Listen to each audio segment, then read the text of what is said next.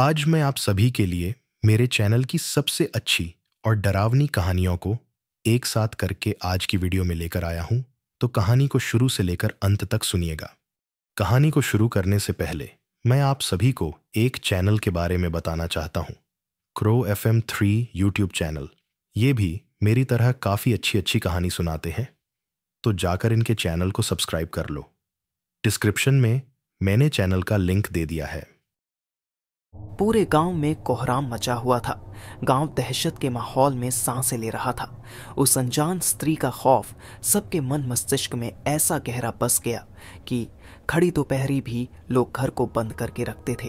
सांझ होते ही जल्द से लोग अपने बच्चों सुला देते थे, जिससे गलती से भी बच्चों द्वारा दरवाजा न खुल जाए, जो किसी खूनी खेल का पर्याय न बने।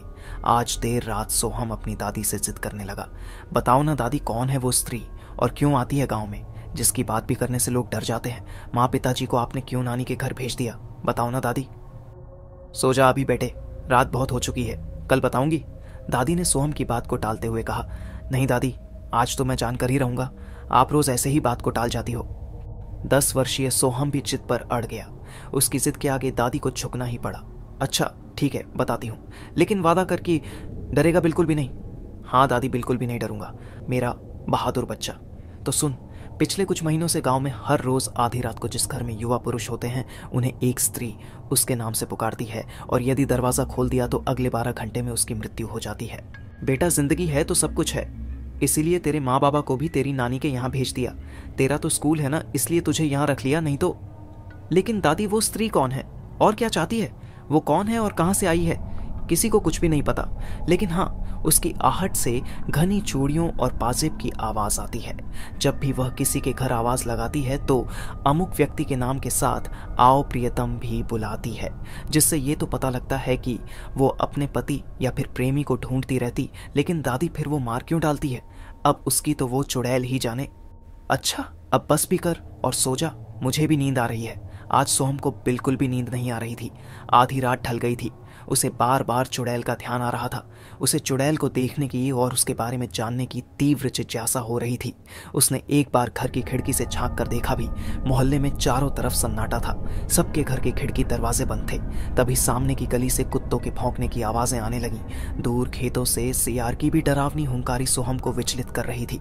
तभी इन खूंखार आवाज और अंधेरे के शांत सन्नाटे के मध्य मधुर पायल की झनक आने लगी। सोहम ने फट से खिड़की बंद कर दी। फिर भी उसका बाल मन उसे खिड़की के दराज से झांकने से रोक न सका। वो पहले एक छाया सी उभरती हुई लहराती सीधा जाकर सामने फौजी चाचा कुलदीप, जो कि अभी कल ही 1 महीने की छुट्टी पर आए हुए थे, उनके दरवाजे पर जाकर खड़ी हो जाती है। उसने खूनी लाल रंग की साड़ी और लंबा घूंघट डाला हुआ था। पल्लू के नीचे से दिखती कमर तक लहराती काली नागिन जैसी छोटी मोंगरे के गजरे से सजी हुई थी। लाल चूड़ियों और लाल मेहंदी से सजी कलाई से दरवाजे पर खटखटाती है। अंदर से चाचा की नशीली सी आवाज आती है। शायद उन्होंने चढ़ा रखी थी, जो भी है कल आना, मैं अभी व्यस्त हूँ। वो आगे बिना कुछ बोले ही वह वापस चली गई। छम छम छम जाते हुए अचानक रुक जाती है। दीपेश काका के घर की खिड़की का एक पल्ला शायद हवा से खुल गया था। वह वहीं जाकर खड़ी हो जाती है। अंदर झांकते हुए बड़ी मीठी आवाज में, दीपेश, आओ प्रियतम। तुम्ही तो मेरी अपनी दोनों कलाइयों को वह खिड़की के भीतर घुसाने लगती है। दीपेश काका के घर चोर का हल्ला सुनाई दिया और जबरदस्ती जैसे तैसे उस खिड़की को बंद कर दिया गया। वो चुड़ैल कमर मटकाती नाचते हुए वापस जाने लगी। एक बार मुड़कर उसने सोहम की खिड़की की तरफ देखा और अपने लंबे होते हाथ सोहम की तरफ बढ़ाने लगी। सोहम सहम कर बेहोश हो गया। सुबह हुई, चारों तरफ खसर फुसर होने लगी कि कल चुड़ैल दीपेश के घर की खिड़की में खड़ी थी। जाने अब क्या होगा। इधर दिन दुनिया से बेखबर सोहम की दादी का रो रो कर बुरा हाल था कि सोहम सुबह खिड़की के पास बेहोश मिला, तब से ये एक बार भी आंखें नहीं खोल रहा है। बड़ी देर बाद उसने आंखें खोली भी तो यही बोलता गई, क्या चुड़ैल, उसको बोलो कल आए, और फिर बेहोश हो जाता। इधर अचानक दीपेश के घर भी जोर का रोना पीटना शुरू हो गया। घर के वरांडे में दीपेश का लहूलुहान शव पड़ा हुआ था। इस शोर शराबे में सोहम भी उठकर बैठ गया। दीपेश के घर के बाहर एक बड़े से नीम पेड़ के नीचे गांव के सभी पुरुष वर्ग सर पे हाथ रखकर बैठे थे। सभी को दीपेश के शव पर शोक कम चिंता अधिक थी कि यदि ऐसा चलता रहा तो गांव तो पुरुष विहीन हो जाएगा, इसका कुछ तो विकल्प होगा। सब इसी मुद्दे पर बात कर रहे थे कि सोहम सबके बीच बैठे कुलदीप के बगल जाकर बैठ गया। उसकी दादी भी उसके पीछे भागी चली आ रही थी। दादी सोहम को घर चलने को कहती है, ये सोचकर कि अभी ये सब देखेगा तो जाने क्या बीतेगी इस पर, लेकिन सोहम किसी भी कीमत पर जाने को तैयार नहीं था। दादी उसे जबरन ले जाती है तो वो कुलदीप का हाथ खींचते हुए, चाचा मैंने कल उसे देखा, वो आपके घर भी आई थी, आपने गुस्से में बोला कि जो भी है कल आना, तो वो चली गई और दीपेश चाचा की खिड़की के पास जाकर रुक गई। उसने लाल साड़ी भी पहनी थी। उसकी बातें पूरी भी ना हुई कि उसकी दादी उसे खींचते सबसे माफ़ी मांगते हुए घर ले गई कि बच्चा है कुछ भी बोल रहा। तभी कुलदीप का माथा ठनका कि कल तो उसने थोड़ी सी ले रखी थी और नशे में सच में ही ऐसा कुछ बोला था। दिमाग की बत्ती जलाते हुए उसने सबके समक्ष अपनी बात रखी कि सोहम की बात पर गौर करें तो कल आना। कहने पर वो बिना कुछ बोले ही लौट जाती है। वो लाल साड़ी भी पहनती है। यदि सब अपने दरवाजे पर लाल गेरू से कल आना लिख लें तो शायद वो ना आए। उसकी हाँ में बड़े बुजुर्गों ने भी हाँ मिला, हाँ बिल्कुल करते हैं, एक बार करके देखने में क्या हर्ज है, आखिर इसमें किसी का कुछ जा भी तो नहीं रहा है। सभी ने अपने घरों के दरवाजे पर गेरू से कल आना लिख लिया। उस रात भी अंधेरे के पूरे गांव में कब्जा जमाने के बाद पुनः चुड़ैल का आगमन हुआ। पूरे गांव में सन्नाटा पसरा हुआ था। कुत्ते और सियार की विभक्त स्वरों की प्रतियोगिता आरंभ हो चुकी थी। सब अपने अपने घरों में दुबके हुए थे। तभी छम छम की आवाज ने सबके दिलों की धड़कनें रोक दी। लेकिन ये क्या, वो छम छम हर दरवाजे पर जाकर बिना कुछ प्रतिक्रिया के वापस हो जाती। नाम लिखने की युक्ति काम कर गई। अब जाकर गांव वालों को चैन मिला, लेकिन ये खुशी भी क्षणिक निकली। अब उस चुड़ैल ने तरीका बदल दिया। अब वह दिन दोपहर लोगों को निश्चित समय पर आवाज लगाती थी। जिसने पलट कर देखा वो जान से गया। जीतम के साथ भी तो यही हुआ था। खड़ी दोपहरी खेतों में काम करने गया था। थक कर कुएं की जगत पर जा बैठा। तभी उसे लगा कोई तो है जो उसके पीछे खड़ा है, होगी कोई खेती किसानी वास्ते आई होगी, सोचकर उसे नजरअंदाज कर दिया। थोड़ी देर बाद फिर से खन खन की आवाज आती है, साथ ही बड़े प्यारे स्वर में, जीतम ओ जीतम आओ आओ मेरे प्रियतम। जीतम पलट के देखता है तो हक्का पक्का रह जाता है। लाल साड़ी का लंबा घूंघट, मेहंदी लगे हाथ उसकी तरफ बढ़ने लगे। वहां से चीखता हुआ भागता है। अरे वो फिर आ गई, कोई तो बचाओ, मुझे बचाओ। अचानक जीतम की चीख शांत हो जाती है। जिन जिन लोगों ने उसकी चीख सुनी थी सब उसे देखने के भागते हैं। कुएं से कुछ दूरी पर जंगल की तरफ वह निडाल अवस्था में मिला। उसके शरीर को जगह जगह से किसी कपड़े की तरह चीड़ फाड़ दिया गया था। आसपास बिखरा खून, लग रहा था जैसे खून की होली खेली गई हो उसके साथ। गांव वाले अब पहले से भी अधिक दहशत में थे। अब तो दिन दहाड़े कोई अपने काम को भी नहीं निकलता था। यदि कोई निकलता भी तो किसी भी आवाज पर कोई प्रतिक्रिया नहीं करता। इधर सोहम की दादी को सोहम का रवैया कुछ बदला सा लगने लगा। वह स्कूल से भी देर से वापस आता और डब्बे में खूब सारा खाना भी भर के ले जाता। उसके दोस्तों का भी कहना था कि अब वह स्कूल भी अकेले ही आता जाता है। दादी के पूछने पर हमेशा टाल जाता। आज दादी ने उसका पीछा की, आखिर इतना खाना जाता कहाँ है भला। दादी चुपके से उसका पीछा करती है। सोहम स्कूल के रास्ते से मुड़कर छोटी पगडंडी की तरफ बढ़ने लगा। दादी भी दबे पांव पीछा करती गई। सोहम एक बड़े से बरगद के पास रुकता है। बड़ी चौकन्नी नजर से उसने चारों तरफ का मुआयना किया और फिर बरगद की खो में घुस गया। दादी की हृदय गति बढ़ चुकी थी। किसी अनहोनी के भय से आंखें छलक आईं। वो डरते हुए बरगद की खो में झांकती है। वहां का दृश्य देखते ही दादी का कलेजा मुंह को आ गया। सोहम के निकट मैली सी धोती पहने एक नवयुवती लेटी हुई थी जो पीछे से ही दृश्य हो रही थी। उसने धोती से सर को ढंका हुआ था। उसके मैले कुपोषित हाथ दिख रहे थे जिसे पकड़कर सोहम उसे खाने का डब्बा थमाने लगा। सुन पगली चुड़ैल, ले मैं तेरा खाना लाया हूं, उठ ले खा ले, डब्बा मैं बाद में ले जाऊंगा। सोहम को देखते ही वो युवती खुशी से नाचने लगती है। हाथ में किसी पक्षी का पंख लेकर आ गीत गाने लगती है। इससे पहले कि सोहम उसे देखे दादी उसके पहले ही दम भरती हुई गांव को तरफ भागती है। हाँफते वो सबसे विनती करने लगी कि कृपा करके मेरे पोते को बचा लो, वो चुड़ैल उसे खा जाएगी। उसे देखने का दावा भी किया। इतना सुनना था कि गाँव के सभी लोग लाठी डंडे के साथ दादी की बताई हुई दिशा में हल्ला मचाते भागने लगे। बिलखती हुई दादी ने सबको वाक्या कह सुनाया और साक्षात बरगद की खो में देखा तो सच में वो युवती पैर में सर घुसाए हिलती हुई उसे देखते ही सब एक ही राग में का स्वर निकाल रही थी। हे कौन है रे तू, अचानक सामने इतने लोगों को देख वह डर गई और जो भी हाथ आया फेंक कर मारते हुए चिल्लाने लगी। सामने खड़ी भीड़ ने लाठी डंडों से उसकी पिटाई कर दी, जिससे उस युवती ने वहीं का वहीं दम तोड़ दिया। जब सोहम को पता चला तो वो रोते हुए दादी से नाराज हो गया। दादी के समझाने पर उसने बताया, एक दिन वह स्कूल जा रहा था तो उसे कुछ कुत्ते दौड़ा रहे थे। वो भागकर मेरे पीछे छुप गई थी। मैंने उसे बचाते हुए बरगद की खो में बैठा दिया था। वो भूखी भी थी, मैंने उसे अपना डब्बा दे दिया। दादी, मेरी पुस्तक में भी तो लिखा है असहायों की मदद करनी चाहिए, फिर आप लोगों ने क्यों उसको मार दिया? सोहम सुबकियां लेने लगा। बेटा, वो चुड़ैल थी, उसको न मारते तो वह सबको खा जाती। वो चुड़ैल नहीं थी, पगली थी, सोहम दादी को छिड़कते हुए बोला। जबकि गांव में तो खुशी का माहौल था कि सबने चुड़ैल को मार डाला और इतने दिनों की दहशत से अब जाकर मुक्ति मिली। फिर भी लोगों ने सतर्कता बनाए रखी। वास्तव में अगले 2 सप्ताह तक न गांव न ही खेत खलिहान कहीं किसी को भी चुड़ैल नहीं दिखी। अब तो सब निश्चिंत हो गए। सबके दरवाजे से भी लगभग कल आना भी मिट चुका था। उनकी इसी निश्चिंतता के बीच मध्य रात्रि पुनः कुत्ते सियारों की सेना लेकर जब तक लोग समझ पाते कुलदीप के घर के बाहर दरवाजे पर चुड़ैल की दस्तक होती है। कुलदीप, आओ प्रियतम। कुलदीप बिना कुछ सोचे समझे दरवाजा खोल देता है और सामने खड़ी चुड़ैल को देखकर चीखते हुए भड़ाक जोर से दरवाजा बंद कर लेता है। चुड़ैल की छमछम भी गायब हो जाती है। सुबह पूरे गांव वालों के चेहरे की हवाइयां उड़ी हुई थी, जबकि जुबान पर एक ही प्रश्न था कि यदि ये अभी है तो बरगद वाली सभी लोग जल्द से जल्द गेरू से अपने घर के दरवाजे पर कल आना लिखना चाहते थे। लेकिन ज्यादा समझदारी और प्रसन्नता ने सबके घर से गेरू की सारी बत्तियां गायब कर दी थी। चुड़ैल के आतंक से अब कोई हाट भी जाने को तैयार न था। उन सब के बीच कुलदीप आगे आता है और गेरू लेने हाट जाने को तैयार होता है। पहले ही उसकी सुरक्षा को लेकर सभी चिंतित थे, इसलिए कोई भी उसे भेजने को राजी नहीं था। फिर भी कुलदीप अपने फौजी होने की हेकड़ी दिखाते हुए हाट चला ही जाता है, जहां उसे गेरू की बट्टी के बजाय गीले गेरू का डब्बा मिलता है। जब वह गांव वापस आने लगा तभी सुनसान सड़क से अचानक किसी ने उसे वीराने में खींच लिया। सोहम जोर से चिल्लाया। सामने लाल साड़ी में चुड़ैल थी। मेहंदी सजे हाथों में लंबे नुकीले नाखूनों से उसने कुलदीप के शरीर पर प्रहार करना शुरू कर दिया। वो प्रहार कम कुछ ढूंढ ज्यादा रही थी। कुलदीप पीड़ा से छटपटाने लगा। इसी छटपटाहट में उसके हाथ से गेरू का डब्बा छटक कर खुल गया। चुड़ैल पर गीले गेरू की छपक पड़ते ही वह खिकिया के तिल मिला उठी और कुलदीप को उसी अवस्था में छोड़कर भाग खड़ी हुई। कुलदीप सारा वृतांत गांव वालों के समक्ष रखता है। तब सबको उम्मीद की एक और किरण गीले गेरू का लेप दिख ही दिया। लेकिन कुलदीप के अनुसार आखिर कब तक हम गीले गेरू को लपेट कर घूमेंगे? इस तरह तो हम सारी उम्र सहज रह ही नहीं पाएंगे और हर समय अनजाने मृत्यु के भय में ही जीते रहेंगे। कभी तो इसका अंत होगा, कोई तो इसका विकल्प होगा। तभी सोहम की दादी ने एक सुझाव दिया। हालांकि सुझाव में खतरा अधिक था, फिर भी दादी के सुझाव का सभी ने स्वागत किया, जिसके तहत सबने अपने दरवाजे पर लिखा, कल आना मिटा दिया। सभी पुरुष वर्ग घर के भीतर सुरक्षित हो गए।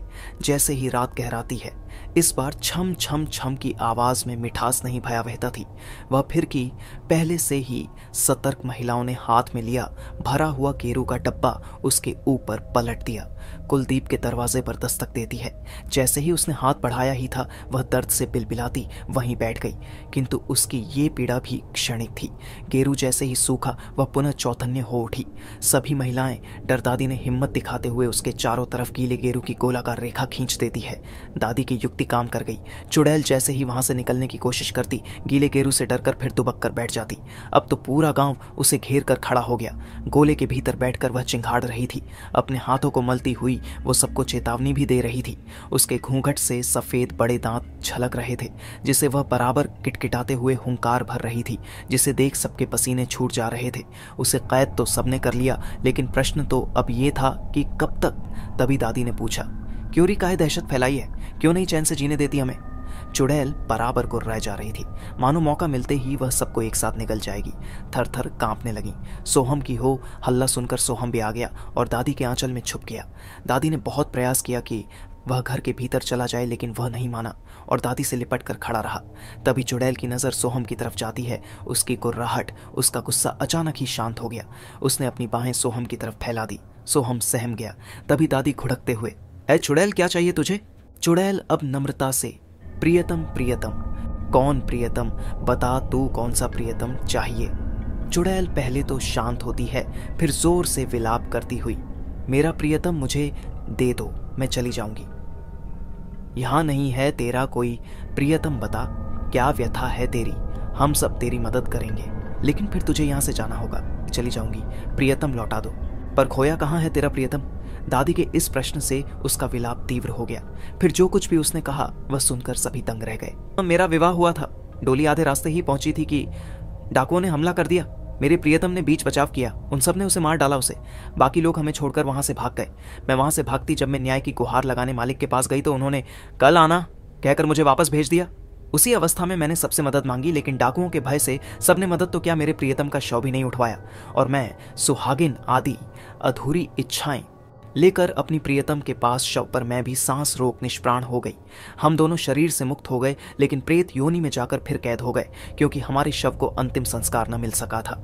उसे तो चील कौवे नोच कर खा गए थे, बाकी हड्डियों को कुत्ते और सियार इधर उधर तीतर पितर कर दिए। फिर भी उस पेड़ पर हम दोनों एक साथ होने का सुख लेते हुए रहने लगे। एक दिन प्रियतम गलती से किसी राहगीर की शरीर में प्रवेश कर लिया, जिसे उस तांत्रिक ने कैद कर लिया और चाहकर भी मुझे उससे मिलने नहीं दिया, और तब से मैं उसी को ढूंढन रही हूँ। चुड़ैल की बात पूरी होते होते सुबह हो गई। उसे सबने आश्वासन दिया कि उसके प्रियतम को लौटा दिया जाएगा, बस वो अब कुछ अनर्थ न करे। उसके बताए हुए तांत्रिक को जब तक लाया गया सुबह से दोपहर और फिर सांझ हो गई, तब तक चुड़ैल के चारों तरफ बराबर गीले गेरू का चक्र बनता रहा। जैसे ही उसने तांत्रिक को देखा वो क्रोध से भड़क गई। जब तांत्रिक को सारा वृतांत पता चला तो उसने बताया कि ऐ दुष्टा, तूने बहुत बड़ी भूल कर दी है। अपनी भूल के चलते कितने निर्दोषों के प्राण हर लिए तूने, जबकि तेरे प्रियतम को हमने कैद नहीं मुक्त करवा दिया था। अब तक तो वह दूसरा जन्म भी ले चुका होगा। तांत्रिक अपने गले में पहने हुए घंटे घुंघरू को स्पर्श करता बुदबुदाने लगा, और मुझे उसके पुनर्जन्म की, उसके यहीं होने की बू आ रही है। तांत्रिक बात सुनकर अब हतप्रभ रह गए। तभी तांत्रिक अपने हाथ के लिए मोरपंखी के एक पंख को मंत्र से फूंककर हवा में उड़ा देता है। ये पंख जिसके वही सर पर जाकर रुकेगा वही इसका प्रियतम होगा। अब तो सभी की खिक्की बंद गई थी कि कौन होगा वो, और किसे ले जाएगी चुड़ैल अपने साथ। तभी वह पंख उड़कर सोहम के सर पर मंडराते हुए स्थिर हो गया। चुड़ैल जोर से हंसने लगी। इस बीच परिधि के एक कोने से गेरू सूख चुका था। चुड़ैल उधर से ही हाथ बढ़ाकर सोहम को परिधि में खींच लेती है।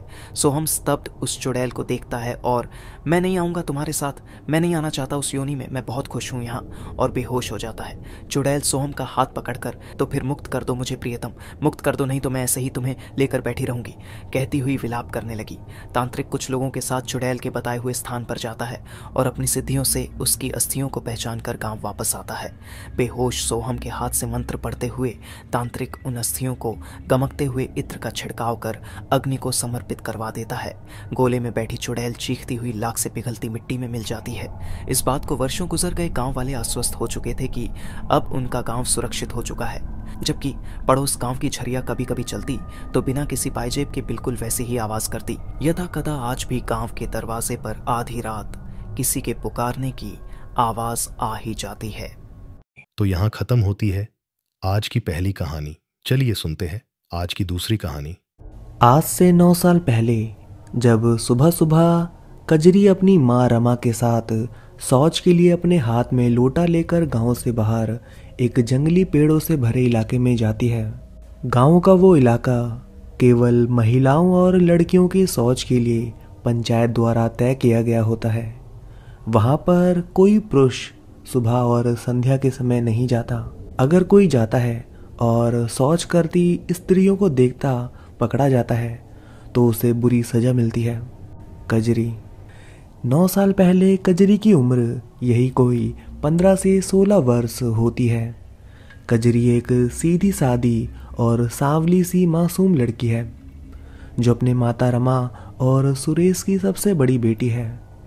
गरीब परिवार से होने के कारण कजरी की माँ बंधुआ मजदूरी का काम करके अपने 5 बच्चों का पेट पालती है और कजरी के पिता शारीरिक रूप से कोई भी काम करने में असमर्थ है। वो घर पर ही रहकर बच्चों की देखभाल करते हैं। वैसे तो कजरी अपने ही गांव के सरकारी स्कूल में पढ़ने के लिए जाया करती थी, मगर सिर्फ वहाँ अच्छा सरकारी खाना खाने और सहेलियों से बातें करने, पढ़ लिख कर कुछ बनने का और जिंदगी में सफल होने का कजरी का कोई लक्ष्य नहीं था और ना ही इरादा। कजरी को ये पता था कि जैसे ही उसकी उम्र होगी तो उसके गरीब माता पिता उसकी शादी किसी अनजान लड़के से कर देंगे और उसे बस बच्चे पैदा करके अपना घर परिवार संभालना है। जैसे ही वर्षों से राजस्थान की गरीब घर और समाज लड़कियों के साथ होता आया है। लड़की 16, 17 या 18 की हुई नहीं कि उसके हाथ पीले कर दो और भेज दो उसे किसी अनजान अजनबी के बिस्तर पर सोने के लिए और बच्चे पैदा करके उसका वंश आगे बढ़ाने, घर का सारा काम किसी नौकरानी की तरह करने और अपने सास ससुर के ताने, गालियां और मार खाने के लिए। दिखने में कजरी सुंदर नहीं थी, सेक्सी या आकर्षित नहीं थी, मगर मन की बड़ी भोली, चंचल और मासूम थी। और फिर सुबह सवेरे उस सुनसान जंगल के पेड़ों से भरे कांटेदार इलाके में अपनी माँ से थोड़ा दूर बैठकर कजरी ने सोच करना शुरू किया ही था कि अचानक अपने डरे सुए शब्दों में खौफ खाते खाते कजरी अपनी माँ से चिल्लाकर बोली, माँ जल्दी आओ माँ, देखो ये अचानक क्या हो गया माँ। और ये कहते हुए कजरी बुरी तरह से डर जाती है और कजरी को अचानक चिल्लाता देख कजरी की माँ रमा फौरन अपना घाघरा नीचे करके दौड़ते हुए कजरी के पास आकर देखती है तो वो देखकर चौंक जाती है कि जमीन पर कजरी के मूत्र के साथ रक्त की लाली साफ दिखाई दे रही थी। और ये देखते ही कजरी की माँ की सांस में सांस आती है और वो अपनी मासूम बच्ची को संभालते हुए मुस्कुराते हुए कहती है कि नहीं, कुछ नहीं हुआ है तुझे कजरी। एक उम्र के बाद हर लड़की के साथ ऐसा होना शुरू हो ही जाता है। मेरे साथ भी हुआ था जब मैं 16 की हुई थी। और ये कहते हुए कजरी की माँ रमा उसे मासिक धर्म के बारे में पहली बार बताती है और कजरी को संभाल कर आगे के निर्देश देती है। और रमा की बातें सुनकर कजरी कुछ समझ नहीं पाती और बड़ी मासूमियत से रमा से पूछती है कि पर माँ ऐसा क्यों होता है? क्या अब मैं मरने वाली हूँ माँ? अब ये खून कैसे रुकेगा और मैं अब क्या करूँ माँ? और कजरी के उन मासूम सवालों को सुनते ही रमा अपनी ओढ़नी से कपड़ा फाड़कर कजरी को देते हुए कहती है कि नहीं, ऐसे थोड़ी ना होता है मेरी बच्ची, कितनी भोली है रे तू। इसका मतलब यही है कि अब तू बड़ी हो गई है कजरी। ले ये कपड़ा ले और अपने वहां से खून पोंछ ले, बाकी बातें मैं तुझे घर पर बताऊंगी। अब आराम से सोच कर ले और फिर मेरे साथ घर चल। इतना कहते हुए रमा कजरी को अपने साथ घर ले आई। घर आकर कजरी अपने छोटे भाई बहनों के साथ खेलने लगी और उछल कूद करने लगी और रमा अपने कामों में व्यस्त हो गई। और फिर सबने दोपहर का खाना खाया और रमा दोपहर के 2 बजे कजरी के पास आई और कजरी को समझाते हुए बोली कि देख बेटी, जो तेरे साथ हुआ है उन दिनों में लड़कियों को कुछ खास बातों का ध्यान रखना होता है, जैसे कि खुले बालों में घर से बाहर नहीं निकलना, नहाते समय अपने बालों को खुला रखकर नहीं नहाना, किसी भी तरह की कोई खुशबू लगाकर भी बाहर नहीं जाना। ऐसी हालत में हम स्त्रियों को भगवान की पूजा करना भी अच्छा नहीं है और खासकर संध्या के समय अकेले किसी वीरान और ऐसी जगह पर नहीं जाना जहां आसपास भगवान का कोई मंदिर ना हो। और एक और बात बेटी, जो कपड़ा मैंने तुझे वहां पोंछने के लिए दिया था और लगाने के लिए दिया था उसका खास ख्याल रखना, उसे यहाँ वहाँ मत फेंक देना। उसे कल अच्छे से धोकर उसकी जगह पर दूसरा कपड़ा लगाकर उसे सुखाने डालकर सूख जाने के बाद किसी सुरक्षित स्थान पर रख देना, समझी? उसे यहाँ वहाँ मत फेंक देना। मेरी इन सब बातों को ध्यान से सुनकर समझ ले बेटी, मैं मजदूरी पर जा रही हूँ और शाम को आऊंगी वापस, समझी ना? और कजरी से ये सब कहते हुए रमा अपने काम पर चली गई। रमा तो चली गई मगर मासूम भोली कजरी ने रमा की किसी बात और चेतावनी को गौर से नहीं सुना और अपने छोटे भाई बहनों के साथ खेलने लगी। खेलते खेलते जब सब थक गए तो अपने भाई बहनों के साथ कजरी सो गई। और फिर शाम के तकरीबन 6:30 बजे कजरी के पड़ोस की एकमात्र उसी की उम्र की एक सहेली गुड़िया उसके पास हाथों में लोटा लिए आई और अपने पेट को जोर से पकड़ते हुए कजरी से बोली, अरे कजरी, मुझे बड़ी जोर की शौच लगी है यार, और घर पर सब काम पर गए हैं, मेरे साथ चलने वाला कोई नहीं और मुझे शाम के समय अकेले वहां जाने में डर लगता है कजरी, तो थोड़ी देर के लिए मेरे साथ चलना। अगर तुझे भी शौच लगा है तो अपना लोटा ले ले। और ये कहते हुए कजरी की एकमात्र बचपन की सहेली गुड़िया कजरी को अपने साथ चलने के लिए बार बार जिद करने लगती है और कजरी अपनी गुड़िया की बात टाल नहीं सकती थी। तो अपनी माँ की कही हर चेतावनी वाली बात को भूलकर कजरी अपनी उसी माहवारी की हालत को भूलकर गुड़िया के साथ उसी बियावान सुनसान इलाके में चली गई, जहाँ ना ही आसपास कोई भगवान का दर था और ना ही उनकी कोई देखरेख करके रोक टोक करने वाला। और जैसे ही शाम के समय तकरीबन 6:45 को गुड़िया के साथ कजरी उस खतरनाक जगह की तरफ चलते ही जा रही थी, तो अचानक गुड़िया ने अपनी जेब से एक खुशबूदार डिओड्रेंट की शीशी निकालकर कजरी को दिखाते हुए बोली कि देख रही कजरी, आज मुझे बड़े भैया की जेब से क्या मिला, देख तो इसकी खुशबू कितनी मन को लुभाती है। और ये कहते हुए चंचल गुड़िया ने नादानी में कजरी के कपड़ों पर वो खुशबूदार डिओड्रेंट लगा दिया। और फिर कुछ समय बाद गुड़िया उस बियावान सुनसान स्थान पर एक पेड़ के पीछे बैठकर कजरी को अपने पास ही खड़ा करके शौच करने लगी। कजरी भी एक पेड़ की आड़ में शाम के अंधेरे में अपने हाथों में एक पुरानी सी टॉर्च पकड़कर गुड़िया के काम पूरा होने का इंतजार करते हुए कुछ गुनगुना रही थी। और फिर अचानक कजरी के पेट में गुड़गुड़ हुई और कजरी को तेज का पेशाब आया, तो एक कांटेदार झाड़ी के पीछे अपना घाघरा ऊंचा करके कजरी इधर उधर देखते हुए पेशाब करने लगी। उधर गुड़िया अपना काम कर रही थी और इधर कजरी पेशाब कर रही थी। शाम के दिया बाती का समय बीत चुका था और चारों तरफ घोर अंधेरा था और दूर दूर तक कोई नहीं था सिवाय ठंडी चलती हवा और उड़ उड़ कर अपने घोंसले में जाते पक्षियों के। और फिर कुछ ही क्षणों में कजरी ने पेशाब करके अपनी चड्ढी पहनते हुए घाघरा नीचे किया और अचानक कजरी से एक नादानी हुई। अचानक कजरी को गुड़िया की आवाज़ आई कि आजा कजरी, मेरा हो गया, जल्दी आजा। और गुड़िया की आवाज़ सुनते ही कजरी उठने की जल्दबाजी करने लगी और कजरी से नादानी हो गई कि जो कपड़ा उसकी माँ रमा ने कजरी को माहवारी के समय गुप्त अंग पर लगाने के लिए दिया था, पेशाब करते समय वो खून से सना कपड़ा कजरी से गलती से वहीं गिर गया। मगर कजरी को जल्दबाजी में कोई होश ना रहा और कजरी अपना घाघरा नीचे करके गुड़िया के साथ साथ अपने हाथों में टॉर्च लिए वापस घर की ओर चलने लगी थी कि अचानक गुड़िया के पैर में एक कांटा चुभ गया और गुड़िया कजरी से थोड़ा सा पीछे रह गई। कजरी को ये पता नहीं था और अपने बदन पर खुशबू लगाए हुए कजरी एक बेर के पेड़ के पास से गुजर रही थी कि अचानक पीछे से गुड़िया की आवाज आई, कजरी मैं आऊं क्या तेरे साथ? और गुड़िया का ऐसा पूछना कजरी को उसकी शैतानी लगी और बिना कुछ सोचे समझे ही कजरी ने कह दिया कि हाँ आजा मेरे साथ, तेरे बिना मैं कैसे रह पाऊंगी रे। और कजरी हंसने लगती है।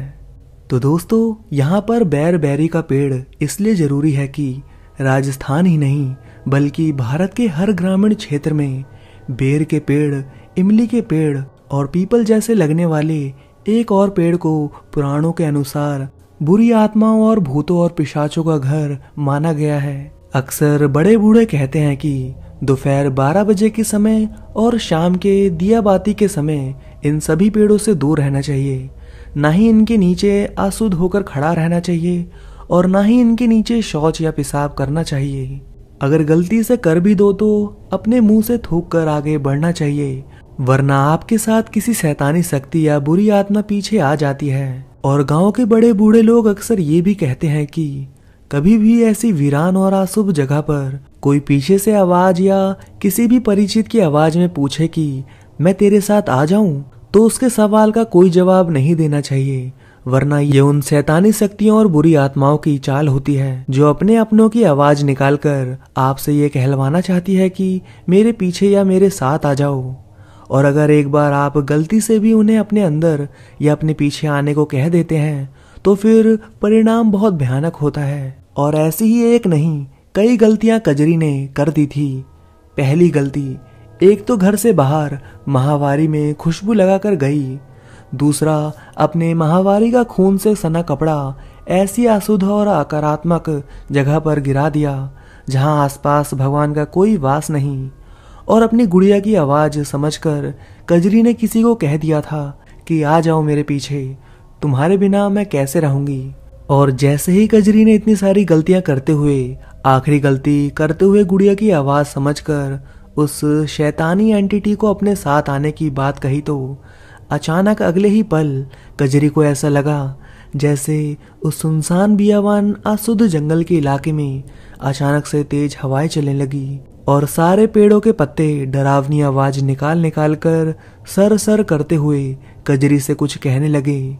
दूर के कुत्तों की दर्द में रोने की डरावनी आवाज आने लगी और जैसे ही कजरी को ऐसा लगने लगा कि अचानक गुड़िया ने कजरी के पास आकर कहा कि अरे तू किसी को अपने साथ आने को कह रही थी कजरी, मैंने तो तुझसे कुछ पूछा ही नहीं, तू भी ना पागल हो गई। अरे यहाँ तेरे मेरे सिवाय और कोई नहीं है, चल घर चल। और ये कहते हुए गुड़िया कजरी का हाथ पकड़कर घर ले जाने ही लगी थी कि अचानक कजरी का सर जोर से चकराने लगा और फिर अगले ही क्षण कजरी बेहोश होकर उसी बेरी के पेड़ के नीचे गिर पड़ी और जोर जोर से अपने मुंह से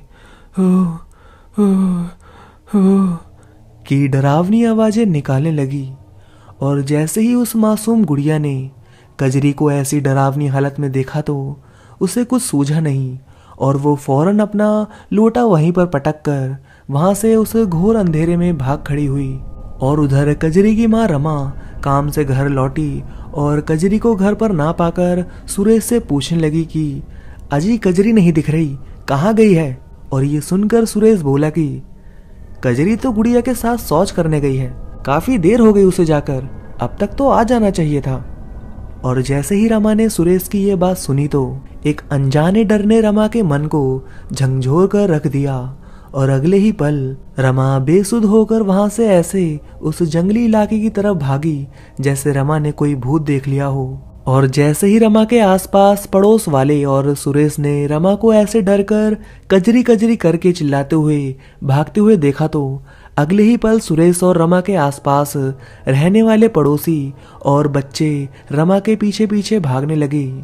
और जैसे ही रमा आधे रास्ते पहुंची तो अचानक रमा ने देखा कि सामने से वो मासूम बच्ची गुड़िया अपनी आंखों में खौफनाक डर और दहशत लिए बेतहासा दौड़ती हुई रमा के घर की ओर आ रही थी। और जैसे ही रमा ने ये देखा तो रमा समझ गई कि जरूर कजरी के साथ कोई अनहोनी हुई है और गुड़िया उसी की वजह से डर गई है। और बीच रास्ते में ही रमा ने गुड़िया को पकड़ा और ऐसे बोल पड़ी जैसे रमा को सब कुछ पता हो कि कजरी के साथ क्या हुआ है। बता गुड़िया बता, कजरी कहाँ बेहोश होकर पड़ी है, ले चल मुझे वहां। और ये सुनते ही गुड़िया ने रमा का हाथ पकड़कर उस मनहूस जगह बेरी के पेड़ के नीचे ले जाने लगी। और रमा के पीछे पीछे सुरेश और सारे मोहल्ले वाले भी रमा के पीछे पीछे दौड़ने लगे। रात का तकरीबन 7:30 का घोर अंधकार का समय था। सर्दी के दिन थे जब दिन छोटे और रातें घोर सरद अंधेरी और सुनसान होती है। और जैसे ही गुड़िया के साथ दौड़ते हुए रमा और अंधेरे में उस मनहूस जगह पर उस बेरी के पेड़ के पास पहुंची और सामने जमीन पर पड़ी कजरी को देखा तो ये देखकर रमा की रूह कांप गई। कजरी जमीन पर लेटी लेटी अपने मुंह से खौफनाक आवाजें हू हू हू करके निकाल रही थी। उसके हाथ पैर ऐसे अकड़ गए थे मानो उसे मिर्गी का दौरा पड़ रहा हो। कजरी के बाल पूरे खुले थे और उसके कपड़ों से कोई सैंड की महक आ रही थी। और फिर रमा ने कजरी की आंखें देखी तो कजरी की आंखें एकदम से बड़ी बड़ी और सफेद सी हो गई थी, मानो उनमें कोई जिंदगी नाम की चीज ही नहीं थी। और कजरी की ऐसी हालत देखते ही रमा समझ गई थी कि गुड़िया और कजरी ने मजाक मजाक में कुछ शरारत की है और इसीलिए कजरी के ऊपर कोई ऊपरी हवा यानी कि शैतानी साए की हवा लग गई है। और ये समझ आते ही रमा ने वही किया जो अक्सर गांव के लोग ऐसी किसी परिस्थिति में करते हैं। रमा ने सुरेश और दूसरों की मदद से कजरी को फौरन उठाया और उसे वहां से सीधा अपने मोहल्ले के श्री राम देव बाबा के मंदिर में ले आई। अक्सर राजस्थान में ऐसी किसी परिस्थिति में गांव के लोग ऊपरी हवा गलने वाले किसी शख्स या औरत को अपने पास वाली किसी मस्जिद के पीर बाबा, फकीर बाबा या मंदिर के किसी सिद्ध साधु या पुजारी के पास ले जाकर उसकी हवा से पीड़ित व्यक्ति पर झाड़ा लगवाते हैं और फिर ऐसा करते ही कोई भी व्यक्ति जो ऐसी किसी शैतानी शक्ति से प्रभावित हो वो उस झाड़ की मदद और ऊपर वाले की कृपा से एकदम ठीक हो जाता है। झाड़ा उसे कहते हैं जिसे कोई बंदा या औरत जिसका भगवान के प्रति ईमान और धर्म पक्का हो वो अपने मुंह से फूंक मारकर या किसी झाड़ू या मोर पंख के झाड़ू को पीड़ित व्यक्ति के सर पर मारता है, जिससे उस पीड़ित व्यक्ति के ऊपर हर प्रकार की बुरी बला, बुरी नज़र और शैतानी साए के असर को उतार देती है। और ऐसा ही रमा ने कजरी के साथ किया। और जैसे ही श्री राम देव बाबा के मंदिर की एक बुजुर्ग धार्मिक औरत ने कजरी को झाड़ा दिया तो अगले ही पल कजरी धीरे धीरे होश में आ गई और देखते ही देखते चंद मिनटों में सामान्य पहले जैसी होकर रमा से बातें करने लगी। पिछले आधे घंटे का कजरी को कुछ भी याद नहीं था सिवाय इसके कि वो पेशाब करके गुड़िया के साथ घर आ रही थी। और ये सुनते ही रमा सब समझ गई कि कजरी ने एक साथ कितनी गलतियां की थी, मगर एक गलती रमा से भी हो गई। जल्दबाजी में कजरी को रामदेव बाबा के मंदिर ले जाते समय रमा को याद नहीं रहा कि कजरी महावारी के दिनों से गुजर रही थी। ऐसे में रमा को कजरी को मंदिर के अंदर नहीं ले जाना था बल्कि बाहर झाड़ा दिलवाना था। खैर रामदेव बाबा के मंदिर में उस बुजुर्ग महिला के झाड़ के कारण कजरी के सर से उस शैतानी साए का असर उस समय के लिए तो उसके सर से उतर चुका था, मगर कजरी और उसके परिवार के साथ आगे क्या होने वाला था इससे सभी लोग अनजान थे। मगर अब देर हो चुकी थी और ऊपर से रमा को यह भी नहीं मालूम था कि उस मनहूस जगह पर कजरी गुड़िया के भरोसे किसी शैतानी शक्ति को अपने साथ आने को कह चुकी थी। और इस बात से अनजान रमा और सुरेश कजरी की तबीयत सुधारने के कारण रात के तकरीबन 9 बजे कजरी को घर ले आए और फिर सबने मिलकर खाना खाया और रात के तकरीबन 11 बजे सब घर की बत्तियां बंद करके सो गए। और फिर जैसे ही रात के 1 बजे तो अचानक धू धू धू धू हा हा हा हा की डरावनी आवाज सुनकर रमा और सुरेश गहरी नींद से जागे। वो आवाज इतनी भयानक थी कि मानो जैसे कोई डरावनी डायन अपनी खौफनाक और भयानक हंसी से किसी की मौत बनकर उसकी मौत पर हंस रही हो। और आधी रात गए किसी की ऐसी भयानक हंसी की आवाज सुनकर रमा का माथा ठनका और वो धीरे से सुरेश से बोली कि अजी कजरी पर झाड़े का कोई फर्क नहीं पड़ा, लगता है कजरी अपने साथ किसी को ले आई है, आप उसे संभालो, मैं दौड़कर मदद लाती हूँ। और सुरेश से ये कहते हुए रमा उस घोर अंधेरे कमरे से धीरे धीरे रेंगते हुए घर की चौखट तक पहुंची। और फिर सुरेश ने फौरन उठकर जैसे तैसे लाइट चालू की तो ये देखकर सुरेश आह की डरावनी और डर भरी चीख चीखा कि कजरी का घाघरा और उसके पैर और उसके शरीर का निचला हिस्सा उसी के महावारी के रक्त से लालम लाल हो चुका था। और अपनी डरावनी सफेद बेजान आंखें लिए कजरी ही की अजीब सी डरावनी हंसी हंसते हुए अपने हाथ से उस रक्त को अपने मुंह के पास लाकर सूंघ रही थी और चाटने की कोशिश कर रही थी। और जैसे ही लाइट जली और रमा ने ये देखा तो दौड़कर रमा घर के बाहर भागी और चिल्ला चिल्ला कर कुछ पड़ोसियों को जमा किया और वापस घर में सबके साथ लौट कर आई। तो रमा के साथ साथ सारे मोहल्ले वाले देखकर हैरान रह गए। वो मासूम सी 15 साल की कमजोर पतली कजरी 50 किलो के सुरेश के ऊपर बैठी है और अपने मुंह से किसी डायन की तरह हु हु हु हु की भयानक आवाजें निकालते हुए सुरेश का गला दबा रही थी। कजरी के छोटे भाई बहनों ने उसे रोकने की कोशिश की तो कजरी ने उन्हें मारकर डराकर रोते हुए एक कोने में सिकुड़ कर बैठने के लिए मजबूर कर दिया। और अपने सामने इतने सारे लोगों को देखते ही डरावनी आवाज की हंसी निकालते हुए कजरी सुरेश के ऊपर से फौरन उठी और रमा के साथ साथ उस कमरे में आए हर इंसान पर शैतानी हमला कर दिया। कभी कजरी किसी को अपने पैने नाखून मार देती तो कभी किसी को कसकर झापड़ मार देती। आधी रात के उस घोर अंधेरे में कजरी के मासूम पतले शरीर में किसी हाथी के समान ताकत आ गई थी और कजरी ने एक नहीं दो नहीं कई सारे आदमियों और लड़कों को मार मार कर भगा दिया। और फिर अचानक कोई दौड़कर जाकर श्री रामदेव बाबा के मंदिर वाली उस माई को सब कुछ बताकर ले आया। तो अगले ही मिनट माई ने वहां आकर देखा तो माई फटी आंखों से देखकर बोली कि नहीं नहीं रमा, कजरी के ऊपर सिर्फ ऊपरी हवा नहीं थी, कजरी उस मनहूस जगह से अपने साथ किसी शैतानी बला को ले आई है। अब मेरे हाथ में कुछ नहीं है। कल तुम पास वाले गांव की मस्जिद में कजरी को ले जाना और वहां एक बुजुर्ग पीर बाबा एक ताबीज बनाकर देंगे, उसे कजरी को बांध देना, बाकी सब राम जी की इच्छा। और रमा से ये कहते हुए वो माई वहां से डर कर भागी, जैसे उसने अपने सामने कोई डायन देख ली हो। और फिर बड़ी मुश्किल से पड़ोसियों ने कजरी के शरीर पर गंगा जल और मंदिर की पवित्र बानी अगरबत्तियों की राख डालकर कजरी को वश में किया और किसी साड़ी से बांधकर सुला दिया। और फिर अगले दिन सवेरे ही उस काली अंधेरी रात के शैतानी काल के गुजर जाते ही सुबह कजरी फिर से पहले जैसी सामान्य हो गई। और ऐसा होते ही रमा कजरी को लेकर फौरन पास वाले गांव के मस्जिद वाले बुजुर्ग पीर बाबा के पास आ गई।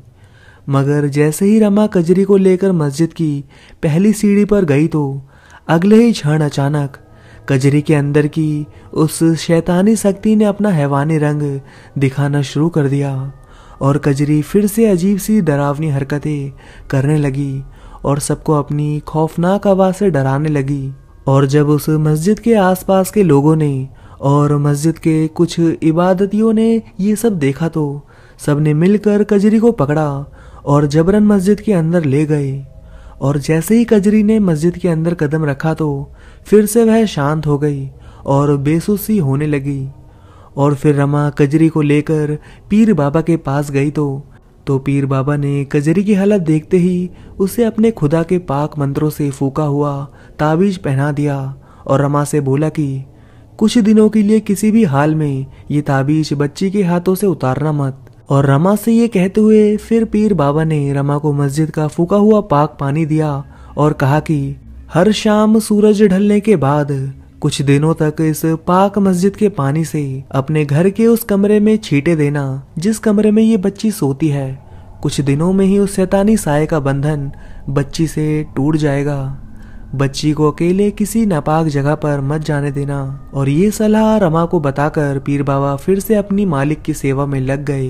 ये सच है, कोई झूठ नहीं, कि मस्जिद और मठों में वास करने वाले और वहीं रहकर मालिक की हर पल सेवा और इबादत करने वाले कुछ लोगों के पास सच में भगवान और खुदा का दिया ऐसा चमत्कारी इल्म होता है जिसकी मदद से वो सारे जरूरतमंदों की मदद करते हैं। मगर एक सच ये भी है कि कुछ शैतानी शक्तियां काले साए इतने भयानक और जिद्दी होते हैं कि वो अगर एक बार किसी के सर चढ़ जाएं तो उतरने में सालों लगा देते हैं या उस पीड़ित व्यक्ति के मरने के बाद ही उसके सर से उतरते हैं। और ऐसा ही भयानक जिद्दी और दरिंदगी से भरपूर साया कजरी के अंदर कजरी की ही आज्ञा से घुस चुका था, जो कोई आम शैतानी हवा नहीं थी बल्कि किसी की पीड़ित हैवानी रूह थी।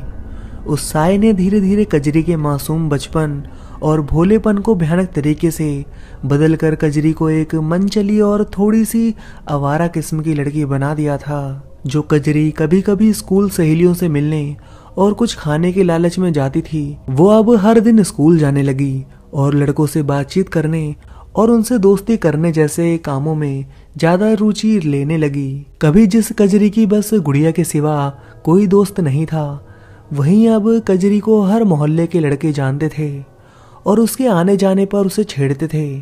फिर भी बाबा के ताबीज का असर कजरी पर लंबे समय के लिए रहा, मगर वो शैतानी शक्ति उस ताबीज से बहुत ज्यादा शक्तिशाली थी। उस ताबीज की वजह से अब 2-4 महीने में एक बार कजरी की हालत हैवानी तरीके से बिगड़ती थी और रमा कजरी को श्री रामदेव बाबा के वहां ले जाकर झाड़ा लगवाकर ठीक कर देती थी। और ऐसा करते करते तकरीबन 2-3 साल बीत गए। रमा ने कजरी के हाथ से वो पीर बाबा का दिया ताबीज कभी निकाले नहीं दिया, मगर कजरी की आदतें दिन ब दिन बुरी और चरित्रहीन होती जा रही थी। रमा बेचारी काम पर चली जाती और शारीरिक रूप से कमजोर सुरेश कजरी के पीछे पीछे कहां जाकर उस पर ध्यान देता। और देखते ही देखते ऐसा होते होते 4 साल बीत गए और अब कजरी 19 साल की हो चुकी थी और उसके कई सारे आवारा लड़कों से दोस्ती भी हो चुकी थी। कहते हैं ना कि जैसी संगत वैसी रंगत, और यही हुआ कजरी के साथ भी। अब कजरी ने गुड़िया जैसी भोली लड़कियों से दोस्ती तोड़कर अपने जैसी आवारा किस्म की लड़कियों से दोस्ती कर ली, जो कजरी से सारा दिन लड़कों के बारे में अलग अलग तरह की अश्लील बातें करती थी, और वो सब करती थी जो आवारा लड़कियां करती हैं। कजरी को एक लड़के ने चुपके से एक मोबाइल फोन भी दिया, जिससे कजरी उस लड़के से ही नहीं बल्कि कई सारे लड़कों से छुप छुप कर अश्लील बातें करती थी। अब तो बात हद से ज्यादा बढ़ गई थी, और फिर एक दिन वो हुआ जो नहीं होना चाहिए था। कजरी को उसके एक प्रेमी ने उसी मनहूस सुनसान जगह पर पेड़ों के पीछे दोपहर के 12 या 1 बजे बुलाया, क्योंकि ग्रामीण क्षेत्रों में गर्मियों के दिनों में इस समय दोपहर 12 से 3 बजे के बीच बहुत तेज गर्मी होती है और धूप भी होती है। इसलिए ज़्यादातर लोग और बच्चे इस समय अपने अपने घरों में ठंडी छांव में आराम करते हैं या सोते हैं। और इसी बात का फायदा उठाकर कजरी रमा से किसी के घर काम का बुलावा आया है ऐसा कहकर आती है। वह यह कहकर वहां से दोपहर के तकरीबन 12 बजे घर से निकल गई और सीधा उस सुनसान और बियावान नापाक मनहूस जगह पर बड़े बड़े पेड़ों के पीछे गई, जहां कजरी का प्रेमी उसका इंतजार कर रहा था। और जैसे ही कजरी वहां पहुंची तो मानो कोई सदियों का हवस का भूखा भेड़िया शिकार पर जैसे टूट पड़ा था, वैसे ही कजरी का वो आवारा प्रेमी कजरी के शरीर और उसके कोमल उभरों पर ये कहते हुए टूट पड़ा कि कितने दिनों बाद ऐसा मौका मिला है, मुझे तेरे साथ मस्ती करने दे। मैंने तुझे मोबाइल दिया था ना, अब मैं हर बार इसमें रिचार्ज भी करवा दिया करूँगा, बस तू मेरे बुलाने पर यहाँ आ जाया कर और मुझे तेरे शरीर के साथ मजे लेने दिया कर। और ये सब कहकर कजरी को लालच देते हुए कजरी का वो लफंडर प्रेमी कजरी के कपड़ों के ऊपर से ही कजरी के शरीर को और उसके कोमल अंगों को मसलने लगा। और फिर जब बहुत देर तक ऐसा करने के बाद यही कोई 12:30 बज गए तो अचानक कजरी और उसके प्रेमी को वहां किसी के आने की कदमों की आहट सुनाई दी। और ऐसा होते ही कजरी का वो प्रेमी वहां से फौरन भाग गया, मगर कजरी वहीं छुपकर अपना घाघरा और चोली ठीक करने लगी। और ऐसे करते करते ना जाने कब कजरी के हाथ से वो मस्जिद के पीर बाबा का पहनाया ताबीज खुलकर गिर गया। कजरी को भी पता नहीं चला। वैसे भी कजरी ने उस पाक ताबीज को पहनकर अपने प्रेमी के साथ पहली बार ऐसी गलीज हरकत की थी, तो खुदा के पाक मंत्रों की फूंक का असर उस ताबीज पर से खत्म हो चुका था। और जैसे ही उस भरी दोपहरी में ऐसा हुआ तो अगले ही पल वो शैतानी इविल एंटिटी कजरी के शरीर में फिर से घुस गई। और ऐसा होते ही कजरी की तबीयत फिर से बिगड़ गई और कजरी किसी डायन की तरह जोर जोर से